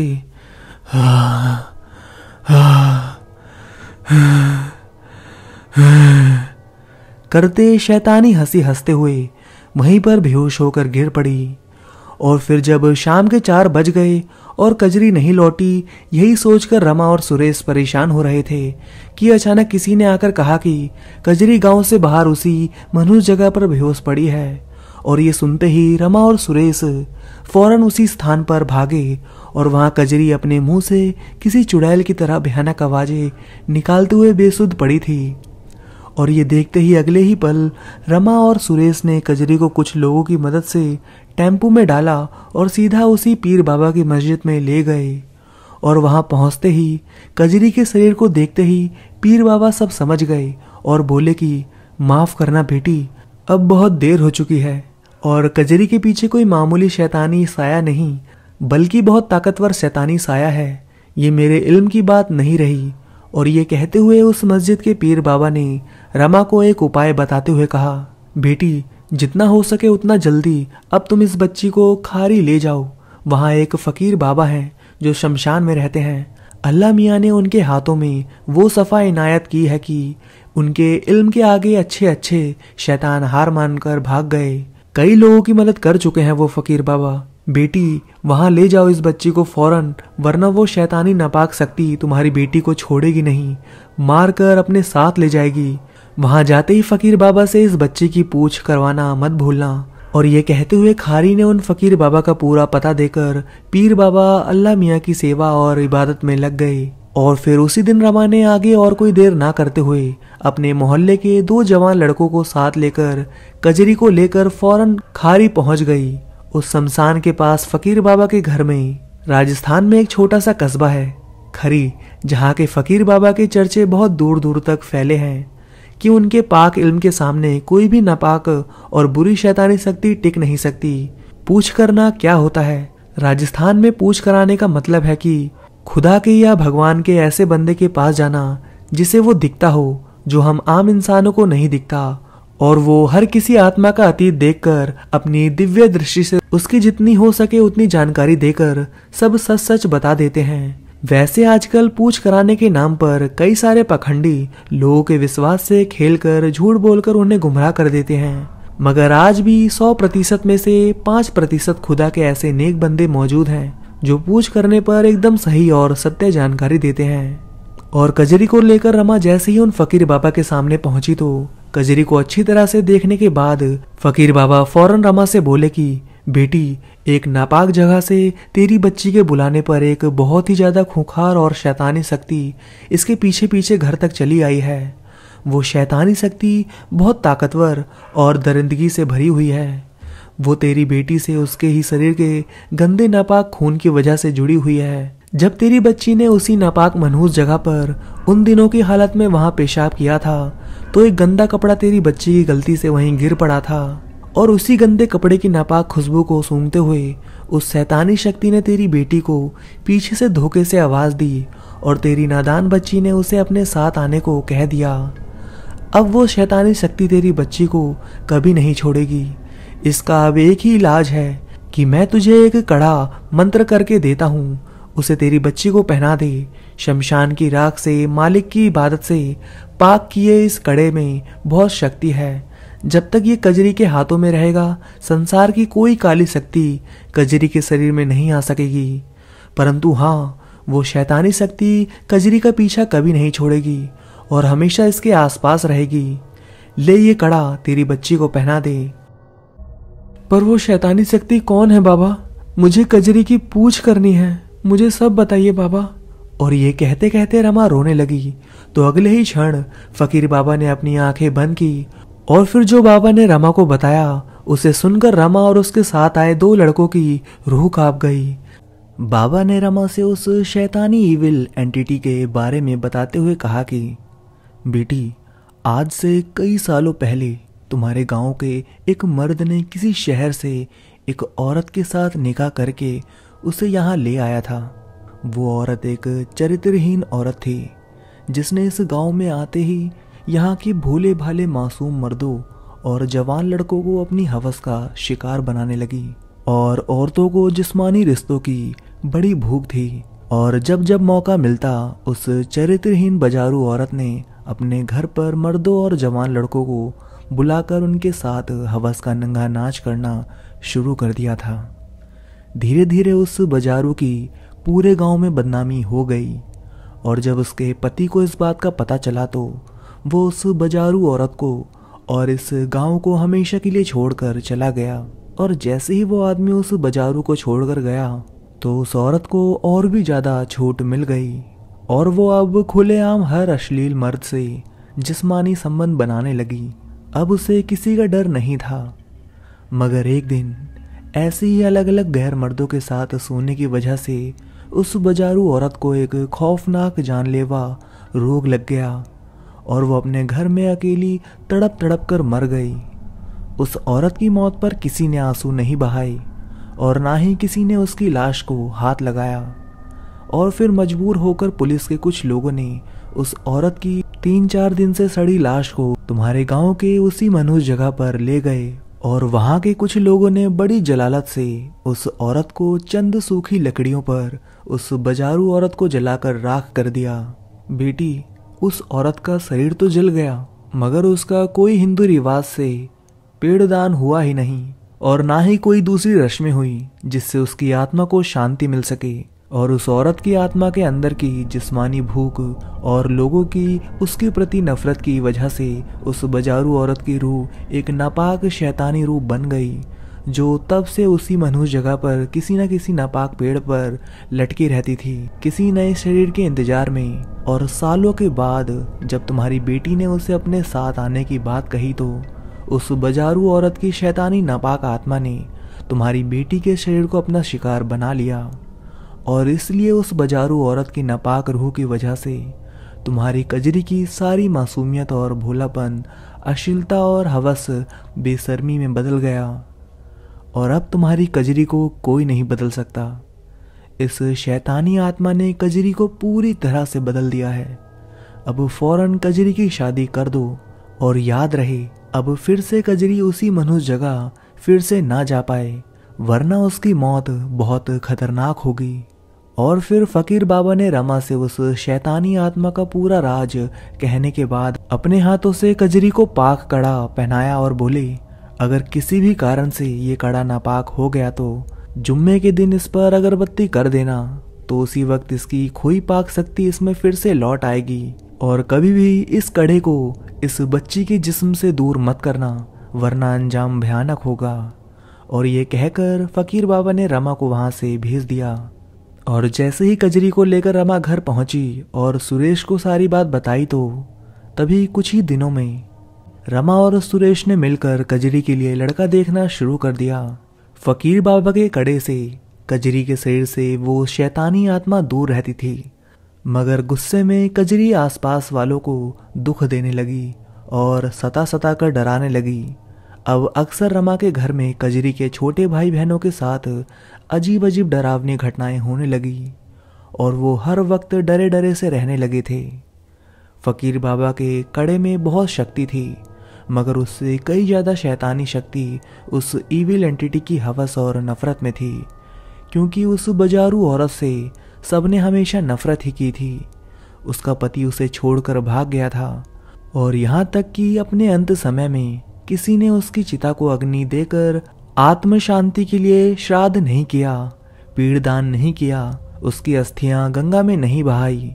और इन्हीं सारी बातों का बदला लेने के लिए बरसों से तरसती उस बजारू औरत की रूह नफरत और गुस्से की आग में जल जल कर और भी खौफनाक और भयानक शैतानी आत्मा बन गई थी, जिसे कोई हरा नहीं सकता था सिवाय खुद भगवान के। और भगवान को तो कजरी की माँ और कजरी ने पहले ही अपवित्र कर दिया था। महावारी के दिनों में कजरी को उसके मंदिर के अंदर ले जाकर, और यह भी एक वजह थी कि रमा जैसी औरत को अपनी बेटी के लिए इतने दुख देखने पड़े। उधर रमा और सुरेश अपनी रिश्तेदारी में हर जगह कजरी के लिए एक अच्छा परिवार ढूंढ रहे थे, और इधर कजरी उस शैतानी एंटिटी के दुष्प्रभाव से अपने प्रेमियों के साथ रासलीला करती रही। और उधर वो शैतानी एंटिटी सबको परेशान करती रही ताकि कजरी कड़ा खोल दे, पर ऐसा हुआ नहीं। दिन ब दिन कजरी के छोटे भाई बहनों का जीवन नरक समान होते जा रहा था, और वो शैतानी एंटिटी कभी किसी के सर पर तो कभी किसी के सर पर सवार होकर सब में अपनी दहशत फैलाने लगी। और फिर एक दिन सुरेश और रमा को कजरी के लिए एक अच्छा लड़का मिल गया, मगर वो लोग कजरी के लिए मान नहीं रहे थे, क्योंकि सबको पता चल गया था कि कजरी के शरीर पर शैतानी आत्मा का साया है। तो रमा ने जैसे तैसे इन लोगों को कजरी की शादी में 50,000 रुपये और थोड़ा सोना देने की बात की तो वो लोग मान गए और रिश्ता पक्का कर लिया। पैसे से ही सही, मगर कजरी का रिश्ता तय हो चुका था। और रमा और सुरेश को विश्वास था कि कजरी उस घर परिवार में खुश रहेगी। लड़का अच्छा कमाता था और उसकी माँ भी अच्छी औरत थी। और उस दिन रमा और सुरेश बहुत खुश थे कि कजरी का रिश्ता तय हो गया। और यही खुशखबरी रमा कजरी को बताने घर यही सोचते सोचते जा रही थी कि अब मैं जाकर कजरी को ये खुशखबरी सुनाऊंगी। बहुत जल्द कजरी की शादी होगी, डोली उठेगी, उसके हाथ पीले होंगे और वो हमेशा खुश रहेगी। मेरी मासूम बेटी की सारी मासूमियत फिर से लौट आएगी और वो अपने पति और नए घर में अच्छे से रहेगी। और यही सोचते हुए रमा सुरेश के साथ घर जा रही थी कजरी को खुशखबरी देने। उधर कजरी का छोटा भाई कपिल एक 8 फुट ऊंची दीवार पर चढ़कर दूसरे बच्चों के साथ खेल रहा था, पतंग उड़ा रहा था। और कजरी अपने भाई को खेलता और खुश देखकर हंस रही थी कि तभी अचानक दोपहर के तकरीबन 12 बजे अचानक वहां तेज हवा चलने लगी और सारा माहौल डरावना सा हो गया। आसमान के सूरज को काले घने डरावने बादलों ने घेर लिया और दिन के वक्त भी मानो रात हो गई। और तभी अचानक कपिल की एक जोरदार चीख सुनकर सब डर गए और कुछ देर बाद ही अचानक मौसम साफ होते ही सारे बच्चों और बड़ों का कलेजा ये देखकर फट गया कि कजरी का छोटा भाई कपिल, जो 8 फुट ऊंची दीवार पर खेल रहा था, वो नीचे जमीन पर गिरा हुआ है और उसका हाथ टूट गया है। यहाँ पर कपिल के साथ हुए उस दर्दनाक हादसे को कुछ लोग कपिल का अचानक खराब हुए उस मौसम के कारण डर कर गिर जाना कह रहे थे और कुछ लोग एक दूसरे को ये बातें बताकर डर रहे थे कि अचानक मौसम के ऐसे भयानक होने की वजह वही शैतानी एंटिटी थी और उसी ने कपिल को धक्का देकर गिराकर उसका हाथ तोड़ दिया था। ऐसा लोग इसलिए कह रहे थे क्योंकि मौसम साफ होने के बाद जब लोगों ने कपिल को देखा तो कपिल की आंखें डरावनी सी हो गई थी और उनमें मौत दिख रही थी और कपिल के चेहरे पर टूटे हाथ के दर्द से ज्यादा कपिल ने अचानक किसी चंडालनी डायन को अपने सामने देख लिया हो, ऐसा खौफ था। लोगों का मानना था कि कजरी के शरीर से दूर रहने के कारण उस शैतानी एंटिटी ने कपिल के शरीर में घुसकर उसे ऊपर से नीचे फेंक दिया, जिसकी वजह से कपिल का हाथ टूट गया। गौरतलब है कि सच क्या था किसी को नहीं पता, मगर ऐसे अचानक मौसम का खौफनाक होना और डरावना होना कुदरत की बात नहीं थी। और जब रमा और सुरेश ने घर आकर सारी बातें सुनी तो दोनों का दिल मारे डर, खौफ और दहशत से दहल गया था। यहाँ पर कई लोग इस कहानी और इस कहानी की सारी घटनाओं को झूठ मानकर इस कहानी की निंदा कर सकते हैं। इसके साथ ही इस कहानी पर हंस सकते हैं और अपने मन की बातें कह सकते हैं, लेकिन परंतु सच यही है कि जिस पर गुजरती है वही इस दर्द, खौफ और दहशत को महसूस कर सकता है और बाकी लोगों के लिए ये बस एक कहानी के सिवा कुछ नहीं है। कुछ लोग ऐसी पैरानॉर्मल एक्टिविटीज़ को अंधविश्वास कहते हैं और खुश रहते हैं और कुछ लोग इसे एक सब्जेक्ट मानकर सारी उम्र इस पर रिसर्च करने में गुजार देते हैं। साइंस भी इस बात को साबित नहीं कर पाई कि भूत प्रेत आत्माएं जैसी चीज़ें होती हैं या नहीं, परंतु साइंस ये भी साबित नहीं कर पाई है कि मरने के तुरंत बाद ही इंसान का चंद ग्राम वजन अपने आप किसी चमत्कार के जैसे कम क्यों हो जाता है। साइंस मौत को प्रमाणित कर सकती है परंतु जीवन प्रमाणित क्यों नहीं कर सकती। जैसे कोई अपराधी किसी इंसान को जान से मार सकता है तो साइंस बड़े से बड़ा डॉक्टर क्यों किसी भी तरह संसार की किसी भी मशीन से क्यों किसी मुर्दे के अंदर फिर से प्राण या जीवन नहीं डाल सकता। ऐसे ना जाने कितने सवाल हैं जिनका साइंस और इंसान के पास कोई जवाब नहीं। फिर भी दुनिया की 700 करोड़ की आबादी में से 699 करोड़ लोग भगवान पर आंख बंद कर यकीन करते हैं, मगर भूत प्रेत और आत्माओं की बात या पैरानॉर्मल गतिविधियों पर भरोसा नहीं करते। तो आखिर इस सब की वजह क्या है? वजह है डर, क्योंकि भगवान और दिव्य शक्ति पर विश्वास और आस्था रखने से मन को शांति मिलती है, शक्ति मिलती है और जीवन में उम्मीद जागती है। और वहीं दूसरी ओर ऐसी नकारात्मक चीजों पर भरोसा करने से मिलता है केवल डर और खौफ। अब कहानी में आगे। फिर कपिल के बारे में जानने के बाद रमा और सुरेश ने फौरन एक फैसला किया कि जल्द ही कजरी के हाथ पीले करके उसकी शादी करनी होगी। शायद ऐसा करने से कजरी के हालात में कुछ सुधार आ जाए। और यही सोचकर जैसे तैसे रमा और सुरेश ने मिलकर लोगों से कर्ज लेकर और गहने रखकर जल्दी ही कजरी का लगन मान दिया। और देखते ही देखते कुछ ही दिनों में कजरी के विवाह का दिन आ गया। जैसे तैसे रमा और सुरेश ने विवाह का सारा काम अच्छे से किया। कजरी को दुल्हन का सुंदर लाल जोड़ा पहनाकर उसे थोड़े बहुत गहने पहनाकर हवन मंडप में बिठा दिया। आज कजरी बहुत ज्यादा सुंदर लग रही थी और इतने सालों बाद कजरी को ऐसे खुश देखकर रमा के मन ही मन खुशी के आंसू गिर पड़े। और फिर कजरी की डोली उठी और अपने पति के साथ कजरी अपने ससुराल पहुंच गई। वहां उसके साथ कई सारे रस्में हुई और सबने कजरी को खूब पसंद किया। कजरी के पति ने भी कजरी को बहुत प्रेम दिया और उसके साथ अपने नए जीवन की गृहस्थी शुरू कर दी। 1-2 दिन तो आराम से निकल गए। फिर तीसरे दिन से कजरी के ससुराल में भी कजरी की सास, पति और ससुर के साथ अजीब अजीब सी छोटी मोटी डरावनी घटनाएं होने लगी। धीरे धीरे कजरी की सास, ससुर और पति कजरी के पास जाने से भी डरने लगी। और उधर कजरी का अपने आवारा लफंडर आशिक प्रेमियों के साथ अलग ही सीन चल रहा था। जब भी कजरी घर में अकेली होती तो अपनी सास का काम में हाथ बटाने की जगह वह अपने आप को कमरे में बंद करके फोन पर सारे लफंडर लड़कों से घंटों घंटों बात करती रहती और सारा काम कजरी की सास को करना पड़ता। और कजरी और उसके पति के बीच में लड़ाई ना हो इसलिए ये बात कजरी की सास उसके पति को भी नहीं बताती थी। धीरे धीरे कजरी ने अब सारा दिन बस फोन पर लड़कों से अश्लील बातें और वीडियो चैट पर अश्लील हरकतें शुरू कर दी थी।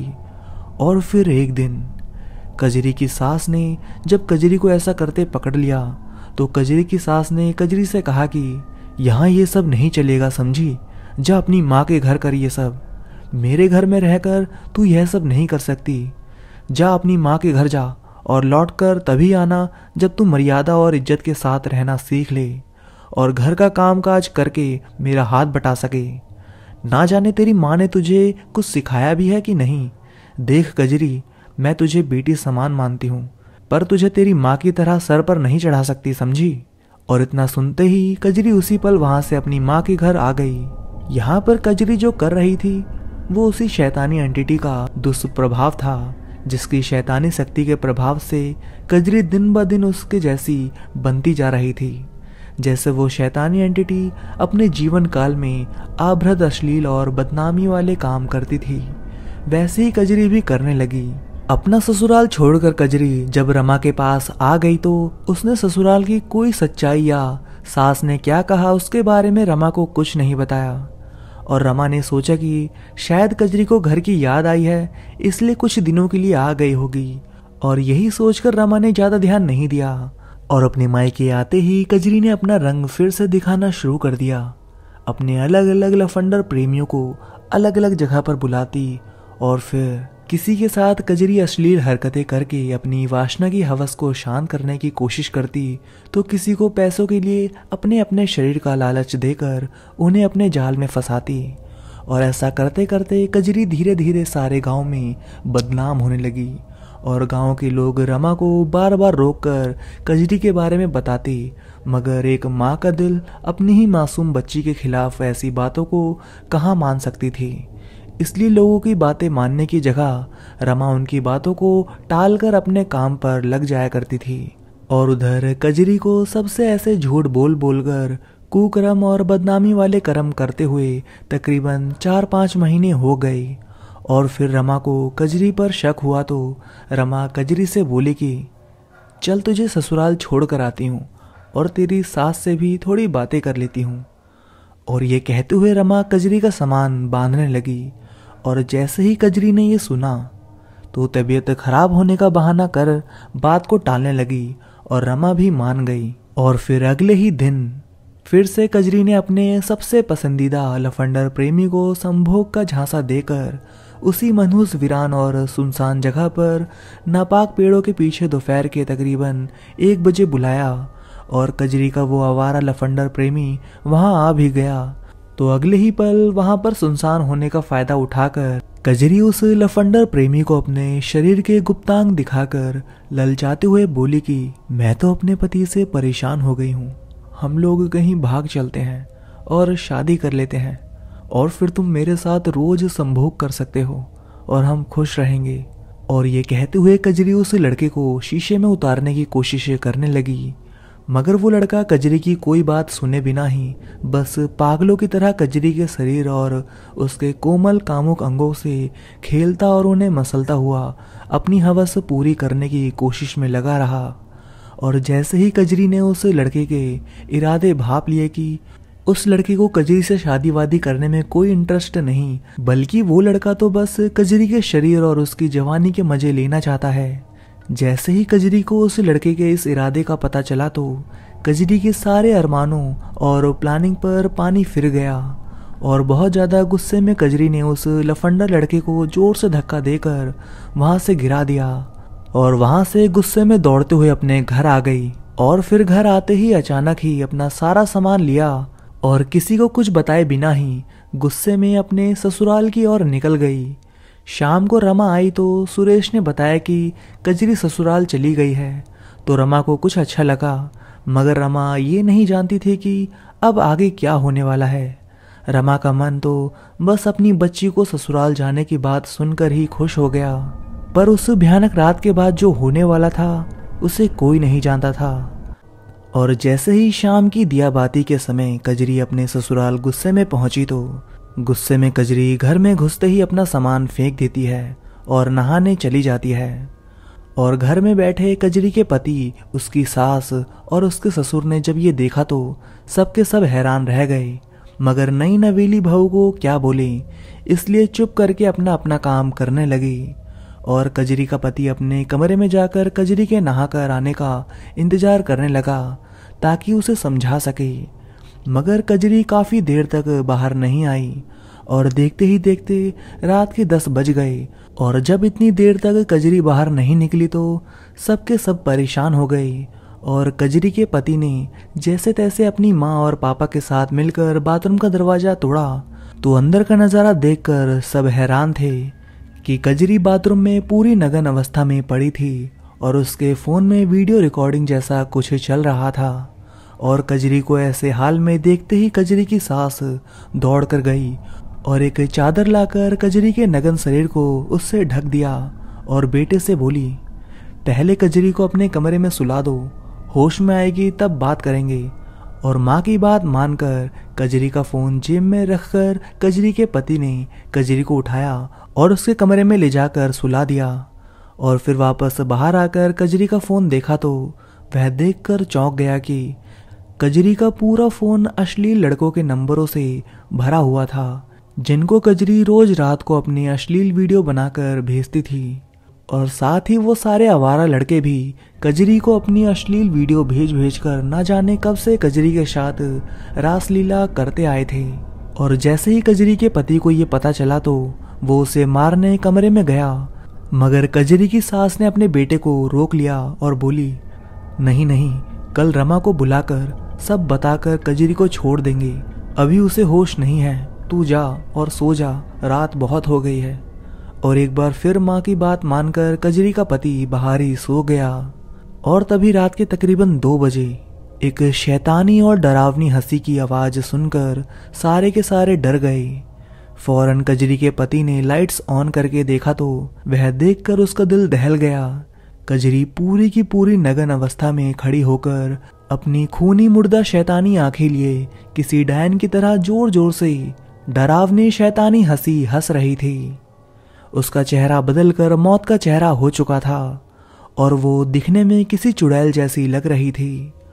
और उधर आधी रात को कजरी की खौफनाक आवाज सुनकर जैसे ही कजरी के सास ससुर बाहर आए तो अचानक रात के 2 बजे कजरी ने अपने शैतानी रूप में अपनी सास पर हमला कर दिया और उसे नीचे गिराकर उसके ऊपर बैठकर, मार डालूंगी तुझे, मार डालूंगी साली कुतिया, तुझे मार डालूंगी, यह कहते हुए किसी चंडालनी की तरह अपनी ही सास की गर्दन दबोच कर पकड़ ली। कजरी का ऐसा खौफनाक और भयानक रूप देखकर कजरी का पति और ससुर बुरी तरह डर गए और अगले ही पल अपनी माँ को बचाने के लिए कजरी के पति और ससुर ने कजरी को उसकी माँ के ऊपर से उतारने की कोशिश करने लगे। कजरी के पति और ससुर ने कजरी को उसकी माँ के ऊपर से उतारने की कोशिश करने लगे, मगर कजरी के शरीर के अंदर तो उस शैतानी बाजारू औरत की रूह घुस चुकी थी जो इतने महीनों से इसी मौके के इंतजार में थी। और इसी वजह से कजरी के शरीर में बहुत ज़्यादा शैतानी ताकत आ गई थी और लाख कोशिश करने पर भी कजरी के ससुर और पति कजरी के हाथों से कजरी की सास के गले को नहीं छुड़ा सके और कजरी की सास वहीं बेहोश होकर गिर पड़ी। और ये देखकर कजरी का ससुर भी मारे डर, खौफ और दहशत के बेहोश हो गया। और फिर अंत में कजरी ने अपने पति की गर्दन पर भी शैतानी हमला करके उसे बेहोश कर दिया। रात भर कजरी का पति, उसकी सास और ससुर बेहोशी में पड़े रहे। और फिर कुछ घंटों बाद सुबह के तकरीबन 4-5 बजे अचानक कजरी की सास और पति को होश आया तो वो सामने का नज़ारा देखकर दंग रह गए। कजरी उन्हीं के घर के चौक में फांसी के फंदे से नंगी लटकी पड़ी है। और ये भयानक नज़ारा देखते ही कजरी के पति और सास को समझ नहीं आया कि क्या करें, और फौरन अपने परिवार वालों को फ़ोन करके अपने घर बुलाकर कजरी की सास ने सब बताया। और फिर सबने मिलकर पहले कजरी की लाश को कपड़े पहना दिए और फिर से उसे फंदे पर लटका दिया। और फिर फौरन कजरी की सास और ससुर ने मोहल्ले में हंगामा करके सबको जमा कर लिया और सबको कहने लगे कि हमारी बहू चरित्रहीन थी, कि सारे आवारा लड़कों से इसके अवैध संबंध थे, और ये देख लो हमें इसके फ़ोन से कैसे कैसे मैसेज और वीडियो मिले हैं। अपने किसी आवारा प्रेमी के धोखा देने के कारण कजरी गुस्से में अपने मायके से आई थी और रात में ही फांसी खाकर आत्महत्या कर ली। और सभी को ये बताते हुए कजरी के सास ससुर और पति ने फौरन सूरज उगने से पहले ही कजरी के शरीर को उतारकर उसके शरीर का अंतिम संस्कार कर दिया। बेचारी रमा और सुरेश को तो अगले दिन दोपहर के 1 या 2 बजे पता चला कि पिछली रात को तकरीबन 2 बजे कजरी ने फांसी के फंदे पर लटककर आत्महत्या कर ली थी। और इस खौफनाक खबर ने रमा और सुरेश दोनों को तोड़कर रख दिया था और वे दोनों फौरन अपनी बेटी के ससुराल पहुंच गए। वहां जाते ही रमा का मानो कलेजा फट पड़ा और वो फूट फूट कर रोने लगी। कजरी की सास और पति ने रमा और सुरेश को खूब हिम्मत दी और रमा ने जब खुद को संभाल लिया तो कजरी की सास ने रमा को कजरी का मोबाइल और एक बाथरूम से मिला कजरी का एक कड़ा देते हुए कहा कि पिछली रात की कजरी की सारी खौफनाक और दरिंदगी भरी हरकतों वाली घटना की सच्ची सच्ची जानकारी रमा और सुरेश को बता दी और कहने लगे, हमारी कोई गलती नहीं थी बहन रमा, हमने कजरी को बेटी मान ही दिया था, मगर वो ऐसा कुछ करेगी हमें भी नहीं पता था। और रमा और सुरेश से ये कहते हुए कजरी की सास की आंखें फटी की फटी रह गई। और फिर रमा और सुरेश वहां से कजरी का फोन और वो फकीर बाबा का दिया हुआ कड़ा लेकर वापस अपने घर रोते रोते आ गए। और मासूम कजरी की खौफनाक मौत के साथ ही इस कहानी का अंत हो गया। वो शैतानी एंटिटी कजरी को मारकर कहाँ गई किसी को नहीं पता चला। यहाँ पर उस रात कजरी ने नहाते समय शायद जानबूझकर या गलती से अपने हाथ से फकीर बाबा के उस शमशान में अभिमंत्रित कड़े को खोलकर रख दिया था। इसलिए कजरी के शरीर में उस बेजारू औरत की शैतानी रूह घुसने में कामयाब हो गई थी और कजरी की आत्महत्या करवाने में उसी ईविल एंटिटी का हाथ था। मगर कजरी की माँ और उसके गांव के लोग यही बातें कर रहे थे कि कजरी के ससुराल वालों ने कजरी के फोन में दूसरे आवारा लड़कों को भेजे गए अपने नग्न शरीर के अश्लील वीडियो और संदेश आदि देख लिए थे। तो कजरी के ऊपर शैतानी रूह का साया है, इस बात का फायदा उठाकर कजरी के पति सास और ससुर ने कजरी को मारकर उसे फांसी के फंदे पर लटका दिया और कजरी के दहेज के 50,000 रुपए और सोने के गहने हजम करके कजरी के पति ने कुछ ही महीनों बाद दूसरी लड़की से शादी कर ली। यहाँ पर जितने मुंह उतनी बातें हुई, मगर सच एक ही था कि एक माँ ने अपनी मासूम और भोली बेटी, जिसे उसने अपना पेट काट काट कर ममता के साथ बड़ा किया था, अपना खून पसीना रात दिन बहाकर जिसकी शादी की थी, उस माँ की वो बच्ची अब इस दुनिया में नहीं थी। अब चाहे कजरी की हत्या उस शैतानी एंटिटी ने की थी या फिर उसके अपने ही पति सास और ससुर ने, पर एक माँ अपनी बेटी को खो चुकी थी। तो दोस्तों, कहानी यहाँ ख़त्म होती है। आपको कजरी की कहानी कैसी लगी कमेंट करके ज़रूर बताइएगा।